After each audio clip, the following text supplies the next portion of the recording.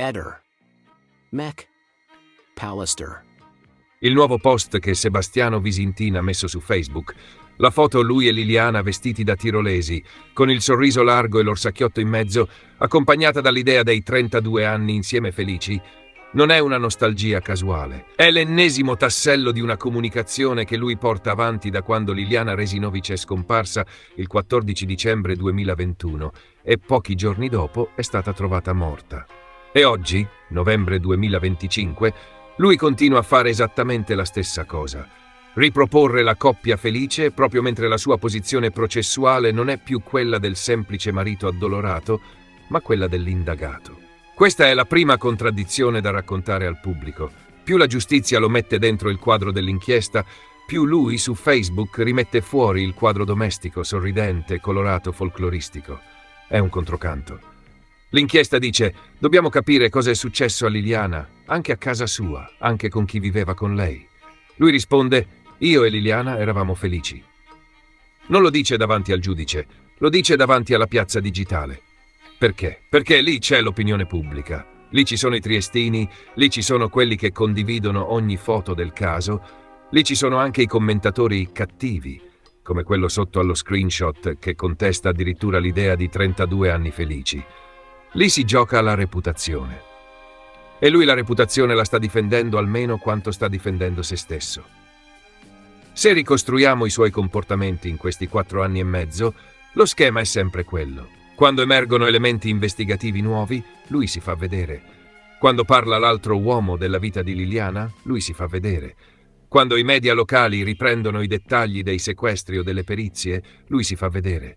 Quando qualcuno sui social mette in dubbio la storia del matrimonio felice, lui ripubblica foto felici.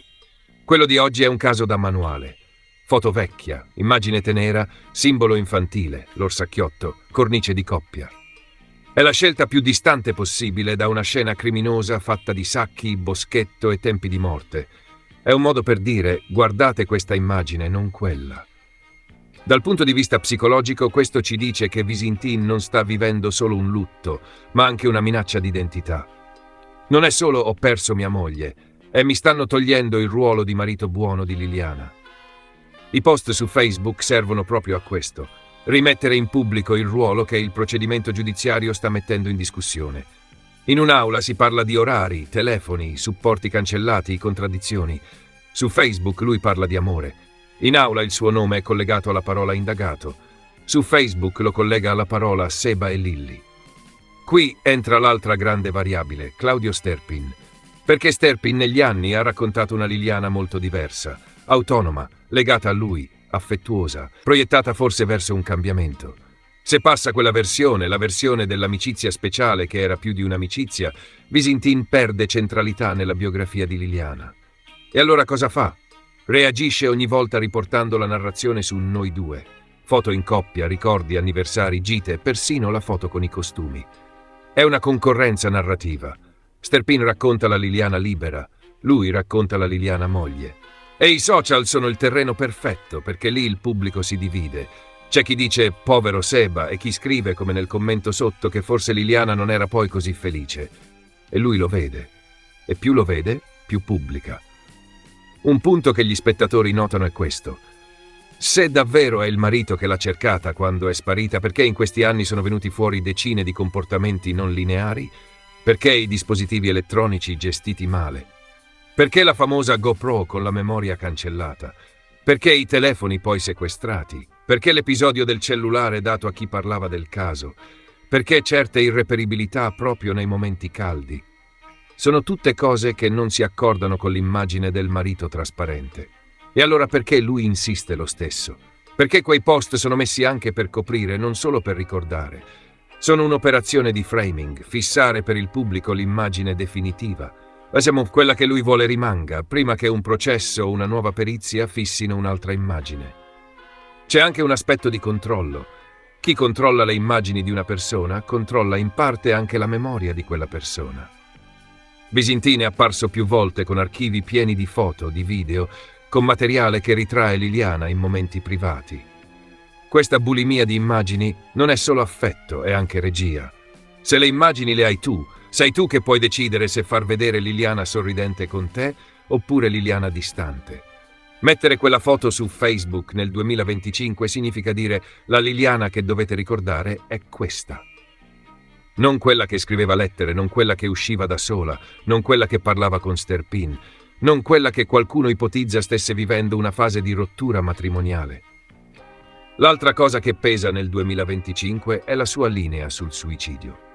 Continuare a dire o a lasciare intendere che Liliana potrebbe essersi tolta la vita proprio mentre le consulenze e le riaperture vanno in direzione opposta non è solo una divergenza tecnica, è una scelta di autoprotezione. Se è suicidio, la coppia resta intatta, nessuno ha tradito, nessuno ha litigato, nessuno ha dovuto inscenare nulla. Se è suicidio, lui è la vittima del destino, non un soggetto da chiarire. Ma questa versione stride con i sequestri, con i controlli, con le domande degli inquirenti. E allora, ancora una volta, lui va su Facebook e mostra la coppia felice. È più facile che la gente creda alle foto che ai verbali. Chi segue il caso lo sa. Non è il comportamento di un uomo che vuole sparire e vivere il dolore in silenzio. È il comportamento di un uomo che vuole restare al centro del racconto, che alterna collaborazione ostentata a gestioni oscure dei dispositivi, che non accetta che siano altri, Sterpin, la famiglia di Liliana, i giornalisti, i canali YouTube, a dire chi era Liliana, che vive una competizione simbolica con chiunque dica Lilly voleva altro e che usa Facebook come palco, perché su Facebook il giudizio è immediato e lui può misurare il consenso o la diffidenza nei commenti. Quindi, se oggi vogliamo dare al pubblico qualcosa di diverso dal solito coppia felice, amico speciale, boschetto, dobbiamo dirlo chiaramente. I post di Sebastiano non sono ricordi innocenti, sono una difesa d'immagine.